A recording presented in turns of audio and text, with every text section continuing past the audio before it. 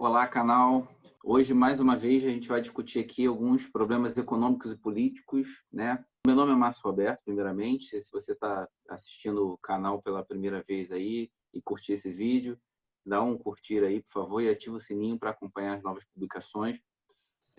Então, seguindo a linha aqui do canal, a gente vai discutir um pouquinho o Levante. É uma pauta urgente, né? Que tá cada vez mais ganhando relevância tanto no mundo e pautando algumas questões brasileiras também, que é o levante antirracista nos Estados Unidos, né? Não tem mais como não falar disso, esse fato, né? A morte de um negro de forma brutal, do George Floyd, pela polícia americana, assim, numa situação absolutamente covarde, um assassinato absolutamente desumano, né? Conseguiu catalisar o sofrimento de milhares de americanos, tá? E acabou que esse evento culminou com um grande movimento antirracista nos Estados Unidos. É bom sempre a gente lembrar que o movimento negro-americano tem bastante acúmulo. Enfim, a gente tem pautas históricas aí dos Panteras Negras. Eu não sou nenhum especialista no movimento negro, confesso, mas não dá para deixar de mencionar os Panteras Negras, não dá para deixar de mencionar a morte, o que significou a morte do Luther King, e essa morte trágica, não trágica, né? Essa morte não trágica, mas não acidental, né? Essa morte bizarra, brutal, ela acontece num contexto, mais uma vez, né? De crise sanitária, de crise econômica profunda, de ascensão da extrema-direita no mundo inteiro. Os Estados Unidos é um país já que tem um movimento de extrema-direita forte, né? O Trump se elege, né, em cima desse capital político da extrema-direita. Também é bem importante lembrar que a gente aqui no Brasil, que o Bolsonaro tem fortes afinidades políticas e estratégicas com o governo Trump. Isso aí não é público e notório, né? Inclusive a nossa pauta diplomática é praticamente subordinada aos interesses americanos. E esse fato acaba provocando uma revolta popular, uma insurgência, um levante popular nos Estados Unidos, e que está catalisando, né, todo esse processo. Imagina agora, você está num país que é um império, né, que está com mais de 100 mil mortos, né, o império que não consegue cuidar da vida dos seus cidadãos, né, que não consegue se mostrar como um império que defende a vida do cidadão americano, no meio de uma pandemia, e a polícia para uma pessoa e mata ela sem a menor razão. É difícil para mim até descrever, é bem complicado esse assassinato. E o movimento se nacionaliza também, né? Eu queria, para contextualizar e mostrar alguns dados da economia americana agora, eu vou mostrar 3 dados aqui. O PIB trimestral americano, só para a gente contextualizar essa insurgência toda dentro de um contexto também estrutural e econômico. O primeiro gráfico aí é a taxa de desemprego. O desemprego americano ele costuma ficar ele ficou na última década em torno de 4%, descendo um pouquinho entre 3,5% e 3,7%. Ele é um platô ali, 2019. Mas se a gente avançar um pouquinho mais para trás, dá para ver também que ele se mantém como um desemprego ali, quase pleno emprego, né? Isso é considerado pleno emprego. Quando chega ali em 14 de março, mais ou menos, o desemprego explode e a gente está numa marca histórica de 15% de desempregos. A última vez que os Estados Unidos teve essa taxa tem 70 anos, né? Então, isso é um fato histórico americano, né? Nem na crise de 2008 o nível de desemprego chegou nesse patamar. Em 2008 a gente chegou a atingir quase 10%. E para piorar, mostra outro gráfico, por favor, Felipe. O número de pedidos de auxílio de desemprego explodiu também nas últimas 9 semanas. A gente está aí com, se você contabilizar tudo ali, chegou ao pico de 24 milhões. Hoje, os Estados Unidos está com 38 milhões de desempregados. Então, é uma sociedade fundada no trabalho, que é o que se manteve no pleno emprego na pós-crise de 2008. É bom lembrar que esse pleno emprego que os Estados Unidos se sustentou, ele foi com políticas que não são políticas liberais, como a gente compreende no Brasil, e houve uma total precarização do trabalho dos Estados Unidos. Então, é nesse contexto aí de queda brutal da renda, né, em que a população, grande parte da população negra está nos serviços essenciais. Muita gente estava questionando se dá para a gente...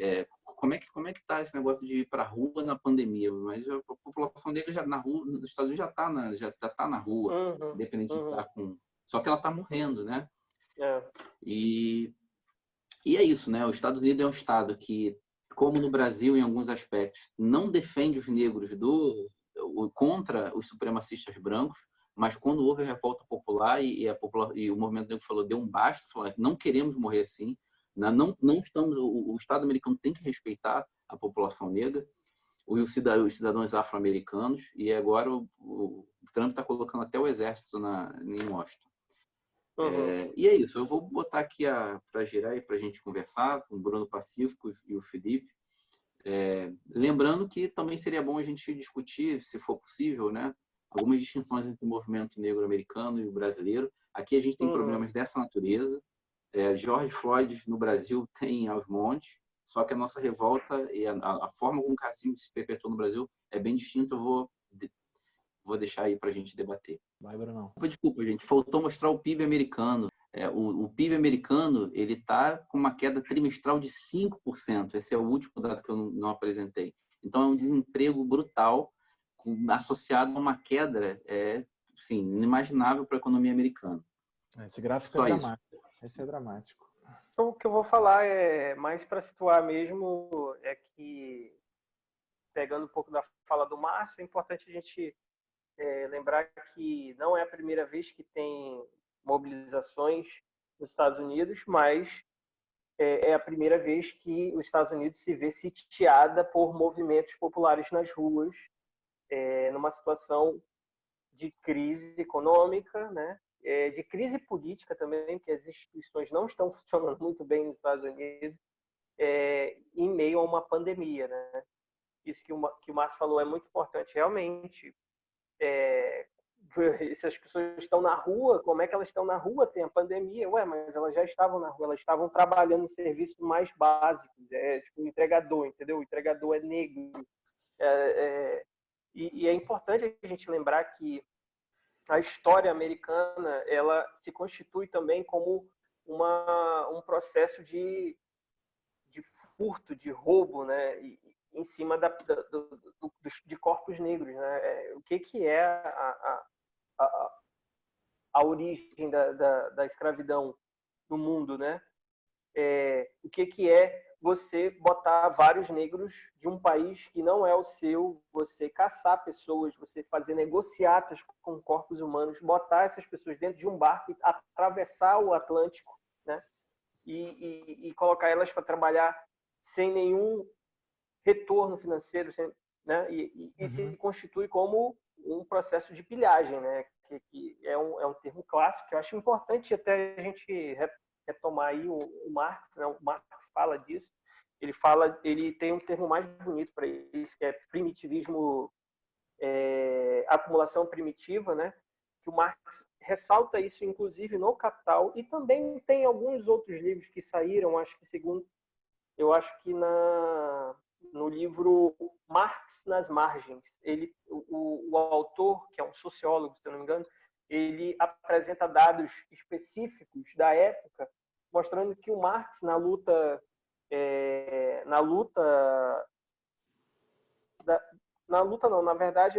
Guerra Civil Americana, o Marx esteve a favor da libertação dos escravos, né? E vários teóricos da época que eram amigos do Marx se defrontaram com esse debate, e o Marx ainda não tinha escrito Capital, é muito importante ressaltar isso, e ele escreveu uma carta para o John Stuart Mill, que era um cara que, né, as pessoas conhecem no debate mais de filosofia política e tal. John Stuart Mill, que era amigo do Marx, se colocou contra o Marx, dizendo que o Marx estava errado nas análises dele sobre a questão da Guerra Civil Americana, que, na verdade, a questão da escravidão era importante para a economia, tipo, botava essa questão. Tipo, isso é um debate histórico, isso é um debate que estrutura, inclusive, permeia o debate filosófico da época, que também tem a ver com a economia, que tem a ver também com a política. O Marx ele faz uma análise muito mais apurada no Capital, mas na época ele já escrevia cartas de solidariedade internacional. Inclusive, ele mobilizou a classe trabalhadora britânica, né, inglesa, a fazer uma espécie de greve, mini greve em algumas fábricas para mobilizar as empresas americanas que tinham filiais, que eram filiais da Inglaterra, tinham filiais nos Estados Unidos, também fizesse greve em favor da libertação dos trabalhadores não salariados, né? No caso, os escravos. E o próprio, nesse debate todo histórico, é importante ressaltar também que a gente vê que os escravos eles não tiveram um processo, né? Quando teve a abolição, não teve um processo de transição em que a vida do negro tivesse possibilidade de avançar, tanto economicamente como assim, um processo mínimo, assim, de você ter um emprego, sabe? Você sai de uma situação extremamente violenta, que era a escravidão, e você, como Estado ali, você como político, não garantir que a população negra que acabou de passar por um processo violento retome a vida num país que não era os deles, sabe? Então tem toda uma questão que é muito importante a gente ressaltar, que os Estados Unidos se constituiu como um país rico, como um país imperialista, com um país que tem um dos melhores PIBs do mundo por conta de trabalho escravo, né? Então, o que hoje a gente vê é um estopim de uma guerra silenciosa que existe, né? O próprio Estado se colocando como uma figura castigadora da figura do negro na sociedade racializada, né? Porque o racismo ele aparece no momento histórico em que o capital aparece, surge como um sistema financeiro. Então a gente não pode esquecer, não pode, né, separar isso. O racismo só existe porque existe o capitalismo, enfim. Então, a morte do George Floyd é um exemplo muito, muito, muito claro do que já vinha acontecendo, mas essa situação explosiva, que é uma novidade no coração do capitalismo. A gente não está falando de um motim, de uma revolta, de uma insurreição na França. A gente não está falando da França. A França, todo final de semana, é um cigarro queimado e um carro destruído. Tranquilo, mas no coração do capitalismo, que é os Estados Unidos, né, que é o imperialismo hoje, é muito importante que isso esteja ocorrendo. Isso que o Márcio falou é importante também ressaltar. Realmente, o Trump foi tão cagão que ele foi para o bunker dele, pessoal, né, e desligou as luzes para que as pessoas não vissem que ele estava nesse bunker. Né? E aí um jornalista até questiona como é que um jornalista da CNN americana questionou.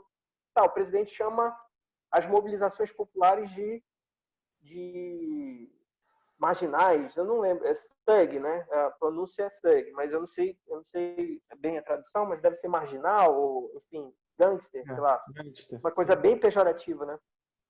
Sim, gangster. E ele fala isso, como é que ele fala isso, sendo que ele se escondeu numa suíte privada, sabe? Uma suíte que ele tem tudo, enquanto a população está sem emprego, sem renda, a população não se encontra amparada por um Estado forte, porque existe uma situação de crise política, não só econômica, nos Estados Unidos. Então, como que esse cara tem a cara de pau? Quer dizer, um cara da CNN, não é um cara, entendeu? Não é a Globo daqui do Brasil, não. É a CNN falando na cara do presidente que ele também não cumpre o seu papel de ser um cara que auxilia aí a população mais pauperizada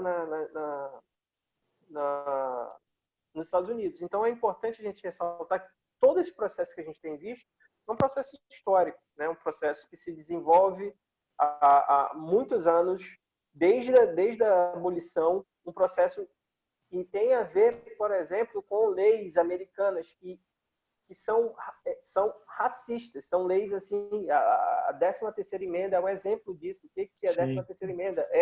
Se quiser, é prender negro, botar para trabalhar dentro das empresas, porque as prisões hoje são empresas nos Estados Unidos, né? Sim. Então, assim, Se quiser, eu continuo daí, que o tempo deu. Se quiser, eu continuo daí. Beleza, não, beleza, pode ir. Esse documentário que tem na Netflix da 13ª emenda foi assim uma das coisas mais impactantes que eu vi, porque ele explica direitinho como assim que teve a abolição da escravatura aconteceu essa emenda, né? E proibindo, né, a escravidão, o trabalho forçado, exceto no caso dos presidiários.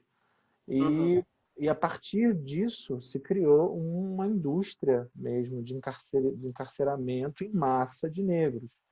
Parece que 70%, né, dos presos norte-americanos, se eu não me engano. Só um ponto. Só para a gente não ser impreciso aqui. Não, é que a maioria da população... Não é 70% da população carcerária negra, não. 70% da população negra carcerária está trabalhando nesse momento fazendo uma jaqueta, um tênis, construindo... Dentro das prisões. Eles criaram uma indústria mesmo de encarceramento em massa que bota esses presidiários para trabalhar, né? E as prisões são privadas, né? Ou seja, né? Não tem regra, não tem direito do trabalhador, não tem nada. É realmente uma opressão de pessoas negras, né? Sendo feitas desde essa época que o Bruno estava falando aí. Então, assim, o Trump, dentro do bunker dele, né, mandando, né, dizendo que vai...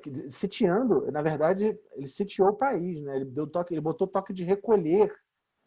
Parece que são 70, 75 cidades.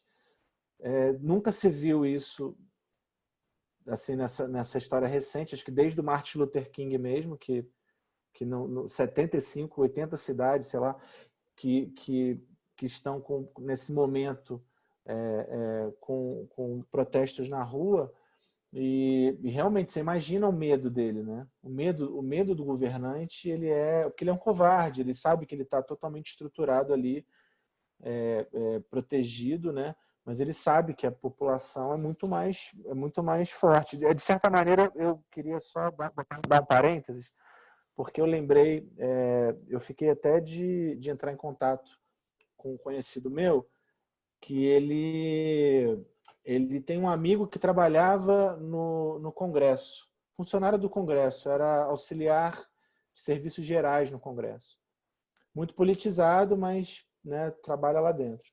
E ele disse que em 2013, quando a população invadiu o Planalto, ali invadiu o Congresso, invadiu o Senado, tem aquelas fotos impactantes do povo em cima da obra do Niemeyer ali, aquelas sombras gigantescas, aquele momento ali à noite, as pessoas lá que estavam lá dentro tinham certeza de que o Brasil ia passar por uma revolução socialista, uma revolução de esquerda mesmo, uma revolução à esquerda do PT.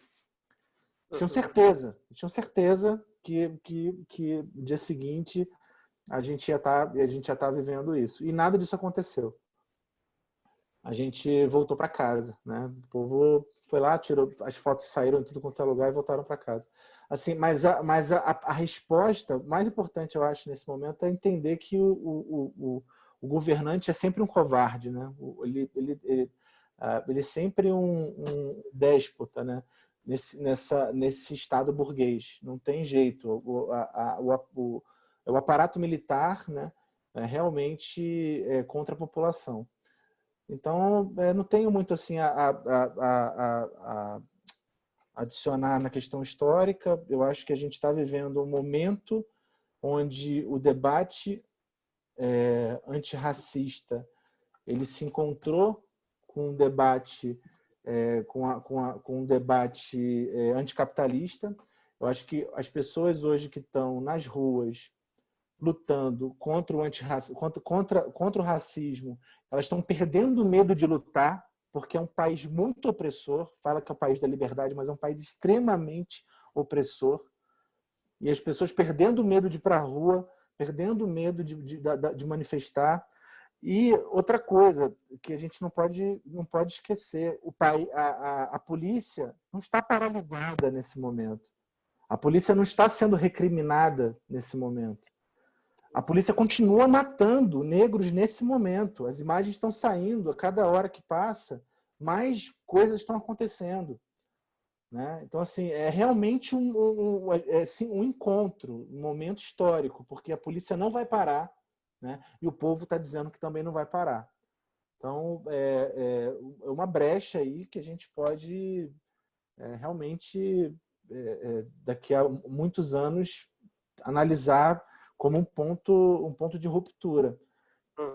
Vamos ver o que vai acontecer. Eu não sei o que vai acontecer. Eu não tenho a noção do que vai acontecer. Aqui no Brasil é mais fácil entender, entendeu? Lá eu não tenho, porque eu falo há anos isso, que o meu maior desejo é o fortalecimento dos revolucionários da América do Norte, dos Estados Unidos, assim, do Partido Comunista lá dos Estados Unidos. Esse era o meu maior desejo sempre, assim, sempre falei disso, sempre acompanhei isso. Achei que o Bernie Sanders não radicalizou o suficiente. Achei que ele não enfrentou o Partido Democrata o suficiente. Fiquei extremamente triste. Quase que eu apaguei minhas contas todas de Facebook e tudo, que eu não queria mais ver isso. Né? Eu acho que lá mesmo, no covil da besta, é que vai aparecer a revolução, né, que vai mudar o mundo. O covil da besta, que boa metáfora. Não, eu acho que, pegando esse gancho aí da interseção entre o movimento antirracista, o movimento negro, é a questão de discutir raça e classe, né? Que é um debate que a gente tem tentado fazer.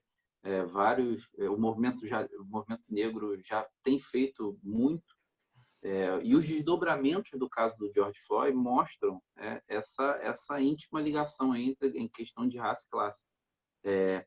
Os desdobramentos desse levante estão transcendendo, ao meu ver, a questão da raça.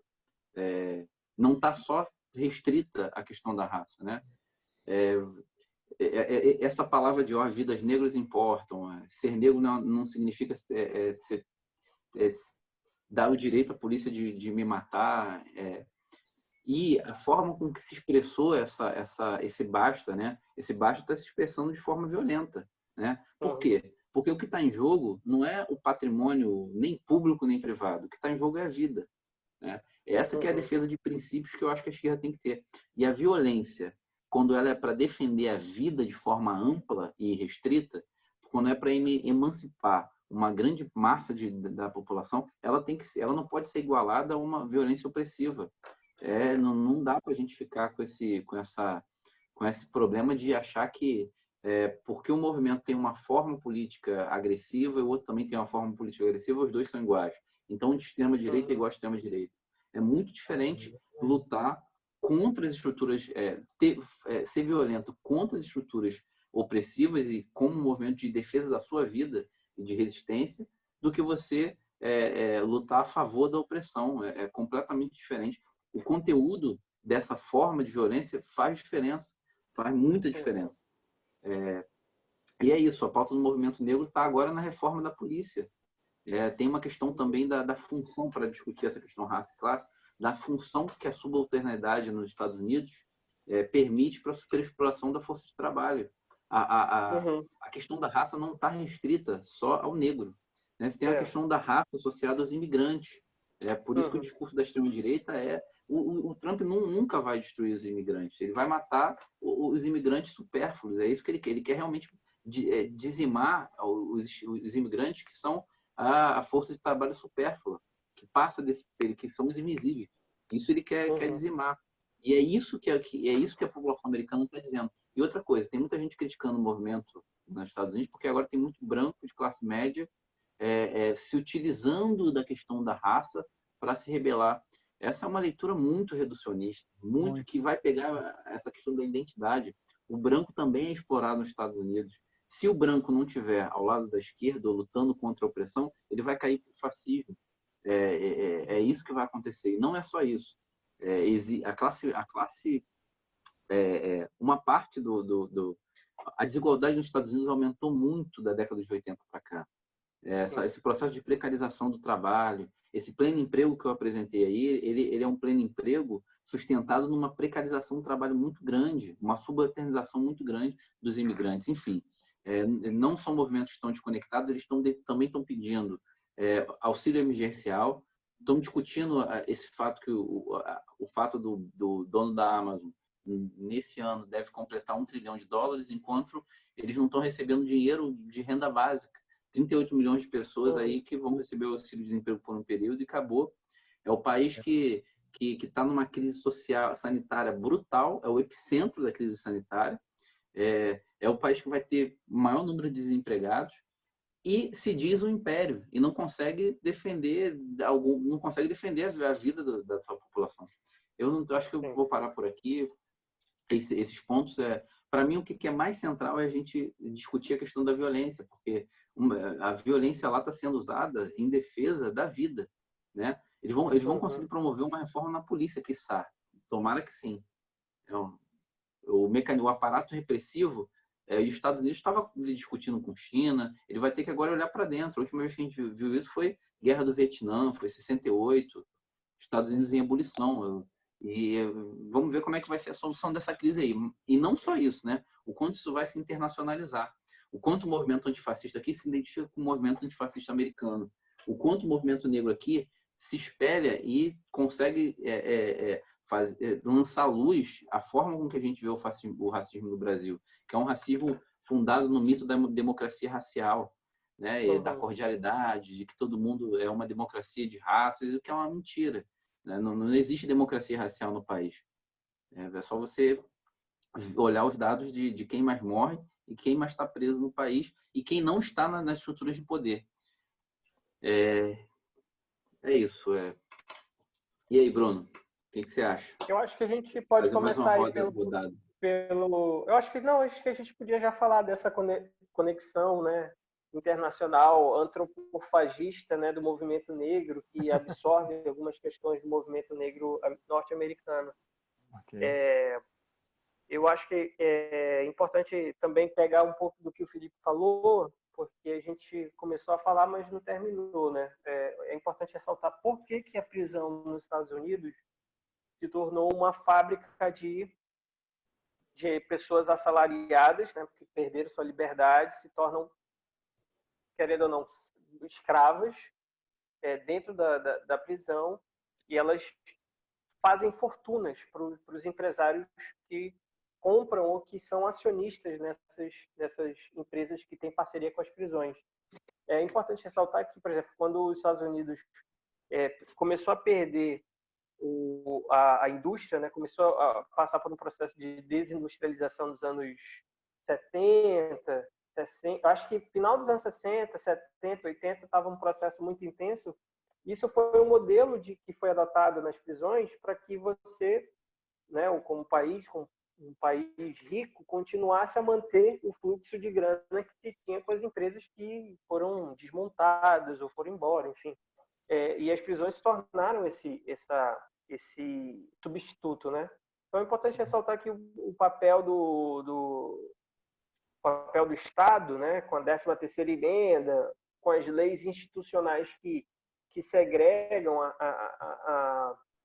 a população, né, e racializam a população, dizendo que negro, na verdade, não tem direitos a isso, porque sabe que, em sua maioria, os negros podem sim ocupar cargos de maiores destaques, o que geraria um transtorno, né, na superestrutura. A gente poderia falar aí da frase da Angela Davis, quando uma negra se mobiliza na infraestrutura, todo o resto vira uma bagunça para as estruturas de poder, porque, de algum modo, está se mobilizando na base, né, as pessoas que trabalham, que estão morrendo pela Covid, elas estão morrendo porque elas não tiveram amparo do Estado. E quando elas se mobilizam para ter amparo do Estado, o Estado tem que gastar.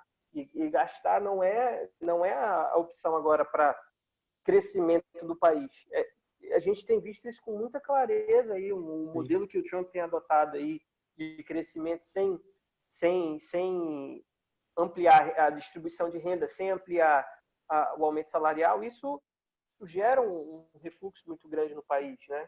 Gera essa potencialidade de mobilizações nas ruas. E o que aconteceu, é claro que isso que o Márcio está falando é importante, destruir um patrimônio público não é exatamente um problema, porque é o patrimônio público que destrói a vida das pessoas. Se você for parar para pensar, quer dizer, você, como pessoa andando pela rua, uma pessoa comum andando pela rua, ser presa e assassinada, mesmo dizendo que, enfim, que é inocente, mesmo dizendo que quer respirar, a pessoa é assassinada na rua, sabe?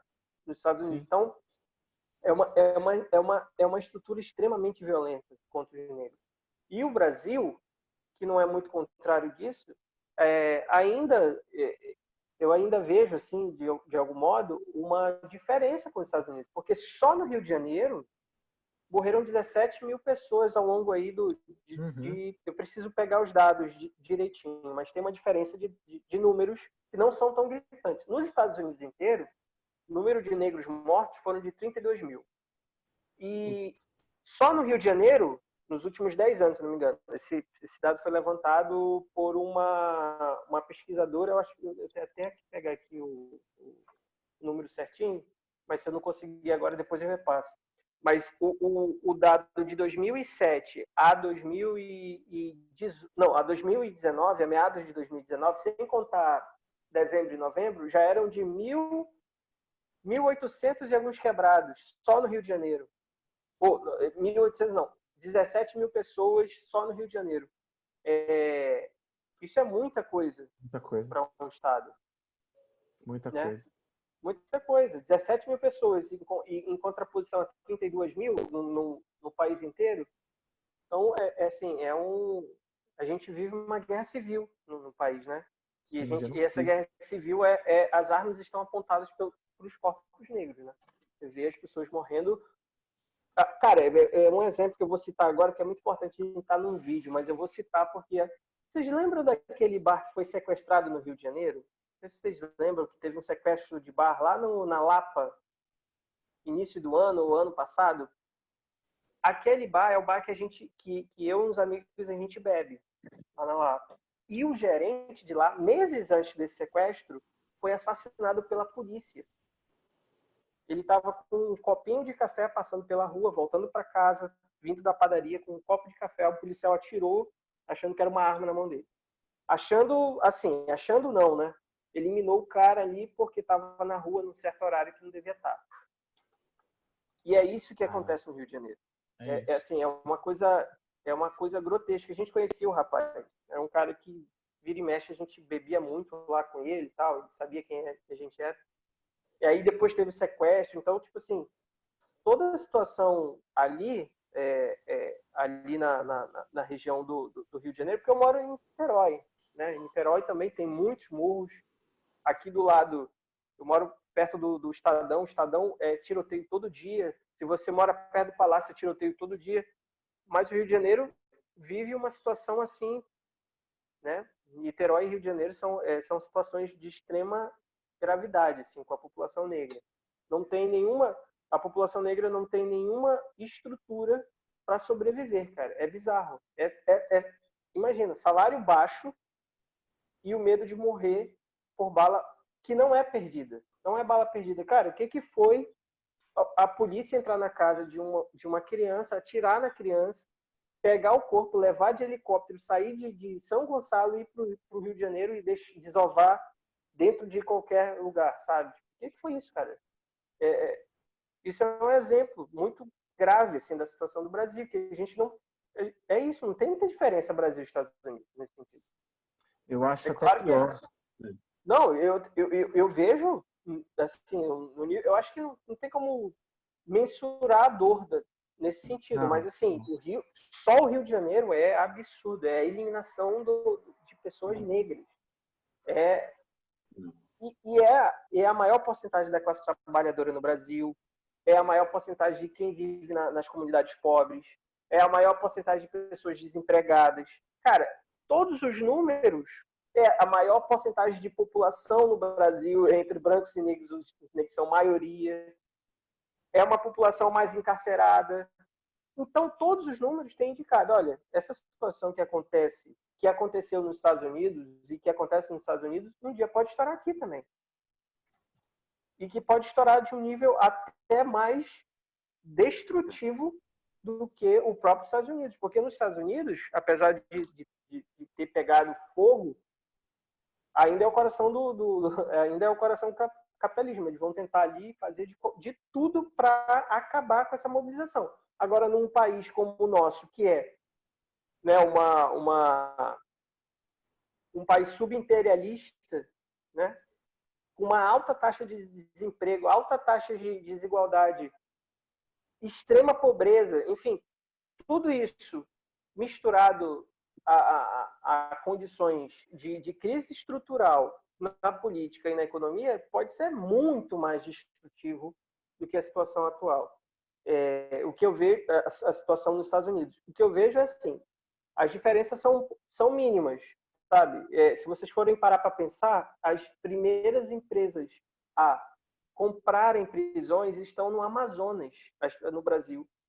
As empresas, as grandes corporações internacionais estão de olho nessas prisões periféricas, que não estão só nas grandes capitais. Não só estão no Rio, não só mas no Amazonas. Gente, morreram 200 pessoas de 2015 a ano passado. Vocês lembram? Cortaram cabeças no meio de uma crise ali na prisão por conta de guerra de facções. Cortaram cabeças, foi cabeça para tudo que é lado, gente. É um estado de barbárie. É um estado de barbárie aqui Bruno, no Brasil. Oi. Mas eu tenho um pouco de receio, só para a gente fechar também, que eu acho que a gente passa um pouco do tempo, claro. Mas eu queria só discordar um pouco de você. Discordar não, mas problematizar uma coisa, né? Que é essa coisa de como o racismo se desenvolveu no Brasil, que eu cheguei a comentar da democracia, mito da democracia racial e nosso passado escravocrata. Isso aqui é uma coisa que eu vi o Safato falando que me chamou muita atenção, né? Que a morte no Brasil, ela é dividida em dois tipos de morte, né? A morte de quem é sujeito, que geralmente é a elite. Essa morte tem história, essa morte tem memória, essa morte tem dor. E a morte de quem não alcançou a posição de cidadão e ou de sujeito, né? Exatamente por essa nossa herança escravocrata. Essa morte é a morte que entra para a extratífica, é uma morte objetificada, vira uma coisa assim, né? E quando o negro morre no Brasil, ele sempre se joga uma culpa automática na sua morte, né? Mas ele tinha envolvimento, mas ele estava no tráfico, mas ele era bandido, mas ele também, enfim. E eu acho que isso é um fator que dificulta um pouco essa explosão aqui no país, porque parece que até a própria população negra naturaliza a sua morte. Sim, claro. Então, o movimento negro tem que acumular mais aqui. Mas eu concordo que a crise estrutural não é só uma crise dos Estados Unidos, nem só aqui. A gente está com uma crise do capital geral, internacional. global. Não, é isso. Em outros países também está estourando mobilização. Então, só para finalizar, vamos finalizar rapidinho. Vão explodir eventos que aparentemente vão ser muito descontextualizados. Assim. A Primavera Árabe começou na Tunísia com um ambulante, um vendedor que estava tentando vender uma parada de trabalho dele e chegou a polícia e extorquiu ele. Aquilo ali fez ele tocar fogo em si e ele se queimou e aquilo ali virou a Primavera Árabe. Assim.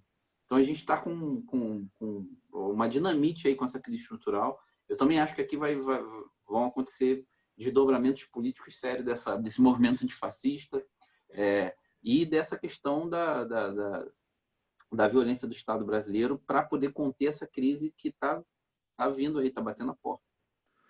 A gente, assim, só para fechar a minha fala, que eu preciso ser sucinto aí, que a gente já ultrapassou todos os tempos. Assim, a gente tem uma diferença muito estrutural entre a população negra no Brasil e a população negra nos Estados Unidos.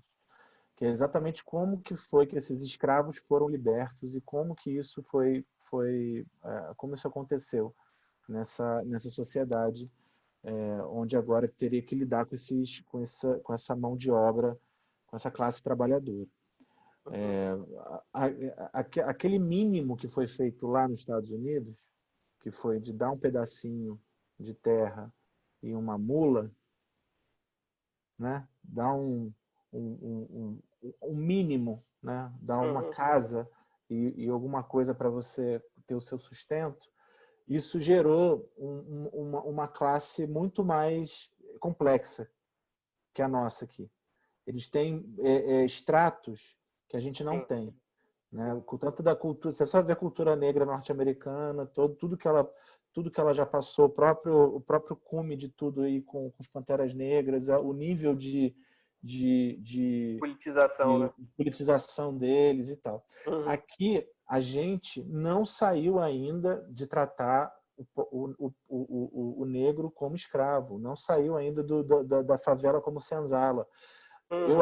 Eu não acho que o negro ele se olha de uma forma diferente aqui. Eu não acho que ele olha para o negro que tomou um tiro e fala, não, ele devia ser culpado. Eu acho que realmente é impossível ter o protesto. Aqui é impossível ter o protesto. Ele sabe que se ele falar alguma coisa errada, ele morre. Se ele chegar na favela e espalhar que um policial matou o fulano, ele vai ser o próximo a morrer. Isso é tão real, esse silenciamento, essa invisibilidade, ela é tão material, tão sólida, que você gera todo esse silenciamento, que parece que é uma forma do negro se ver diferente. Não é não, cara. É puro domínio brutal pela força. Assim, as favelas são territórios antidemocráticos, são territórios sitiados pela polícia, pelo exército, desde a da libertação dos escravos. É um lugar onde você não pode. O X9, né? O que é o X9? É impossível você ter qualquer tipo de denúncia dentro da comunidade. Mas tem uma questão. Na fala de vocês dois apareceram uma questão contraditória, porque domingo teve a mobilização do movimento negro unificado aí, não é nem a M, né, nem o movimento negro unificado, o movimento mesmo, né? Falando assim, o movimento, vários movimentos se uniram e fizeram uma mobilização no Rio de Janeiro, né, uma passeata até o Palácio da Guanabara, e foi o movimento negro. Sim. Fez a mobilização. É verdade, Bruno. É bom que você faz essa correção aí. Eu vou só pontuar também que agora vai ter mobilizações em São Gonçalo e provavelmente no final de semana vai ter outra mobilização também de diversos movimentos aí, né, que tem diferenças entre si nesses coletivos negros, né? Às vezes tem um coletivo muito mais classista, um coletivo às vezes mais com uma tendência a falar das questões estéticas e tal, mas estão se unindo para, inclusive, espelhados e inspirados